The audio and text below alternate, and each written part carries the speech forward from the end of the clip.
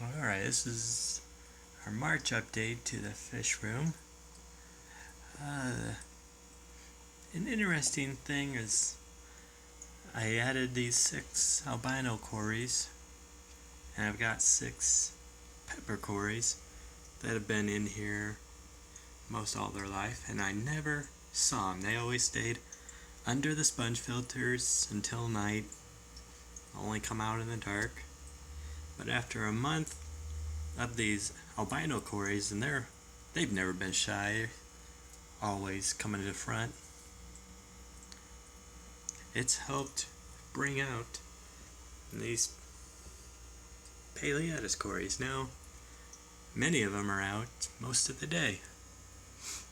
As you can see, the water wisteria has really started blossoming and spreading out throughout especially this little tree. They spawned a couple long runners along there and starting several new sprouts. Let's see, that's a Sagittaria subulata grass looking plant. It's really gotten a deep green color over the last few weeks. There are still bunches of snails. I removed several Sotomata fish auction a few weeks ago, so at least they're making me a little bit of money. Let's see. Speaking of the fish auction, I got a huge bag of Java moss here. I've put my dragon mosaic female and one of the red males in. I'll hopefully start pumping out more. I bought them from Guppy Train and only wound up with the one female. And here you can see the other males. They're pretty good looking, but I don't like the color as well. Kind of a yellow mosaic pattern with a focus. And it's not a purple one. One other red one died in a snail trap I made out of a water bottle. I thought the hole was too small for them to enter, but he proved me wrong, I guess.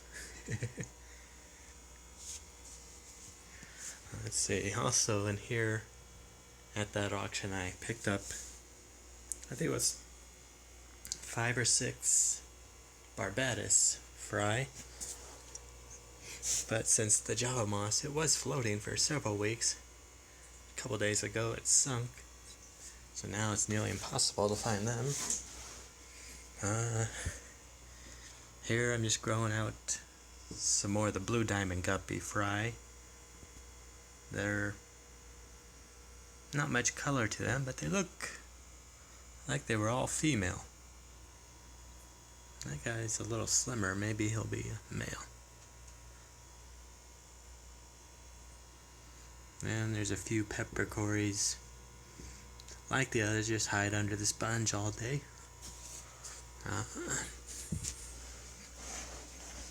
And here's another big bundle of blue diamond guppies. They've had probably about 20 fry over a couple of months, over a couple batches, probably about 3 times. I just been waiting for these females to release all of them before I pair them up with another male.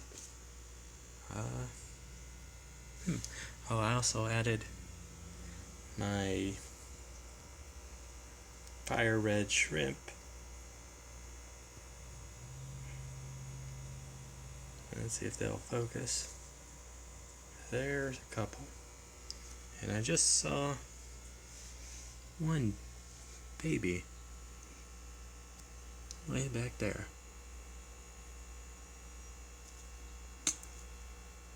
I wasn't sure. I've had them for probably 6 or 8 weeks now, and I couldn't really tell their red is so dark, I couldn't really tell if they were buried or not.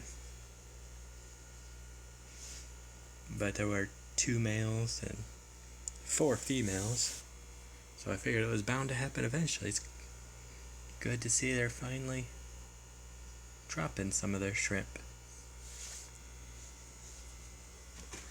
Let's see, up here, the main blue diamond guppy tank.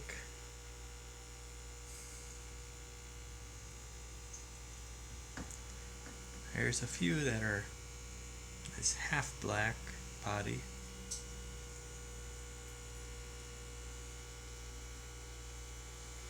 And a few have a lighter blue color to them. Let's see, I have a couple males over here that really show. Let's see if I can get it to show how. There we go. With that lighter blue shimmer to them.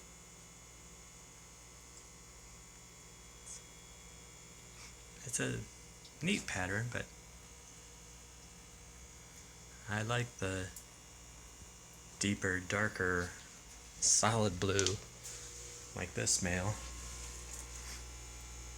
He was with the other males down there, and they've been more aggressive with each other, nipping their tails. And over here, our pair of angels. They continue to lay eggs about once a week. Let's see. March 1st was the last spawn. I pulled the eggs and tried to raise them again in the spawning jar. I'd seen videos and folks doing it, just putting the eggs in the jar, but they all turned white in a matter of 3 or 4 hours. So I got some methylene blue, and hopefully when they lay next, probably about Thursday, I'm guessing. Here's the tank that had the gold angels. Passed away a day apart from each other. The male had some sort of internal parasite, and I tried treating it with General Cure, erythromycin, and fenbendazole. He seemed to be getting better, but then just passed away, and then the next day the female did as well. So I stripped that tank down, cleaned it out, disinfect, hopefully if there's any remnants of any parasites, and get ready to set that up again here this afternoon. I'll probably put these fry in there. These are, there's 2 with yellow tails that I believe came from that yellow female showed in the beginning, and the others were a blue diamond female that I had in with the red mosaic male. But they all look mostly blue. This one's getting a bit of color to him. So I'm still waiting to see just how they color up here. They're 2 months old, going on 3, so they'll be really starting to pattern up in the next few weeks. I had the fire red shrimp in here, and just today I noticed way back on that overflow pipe 1 shrimplet. Now it's been like 3 weeks at least since I moved the shrimp out of here, and it's the first time I've seen him. So he's been surviving in here all by himself. Need to get it out and put it down. This tank, I'm growing out several albino cories, and the blue dream shrimp. The female that I'd seen was buried for nearly 2 months before she released most of her fry. She released 1 or 2 after about 30 days, and the rest never came out. But now there's plenty of smaller shrimp in here. There's a chocolate, I guess. I watched Corey and Lup Diesel's video and learned that they make the blue dreams by crossing chocolate shrimp with another blue. I think it was blue velvet.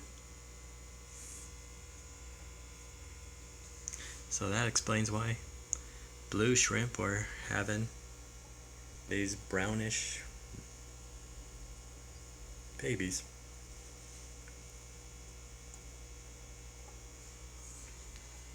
And then finally, this tank, which I had used as my quarantine tank, but now it's got, I don't know if we'll be able to see, some Paleatus fry and albino Cory fry.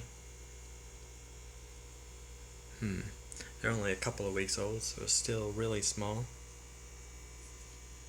But I think that's all for it. Now I'm going to work on setting up this tank again, move these guppies and Corys into it to grow out. We'll see you next time.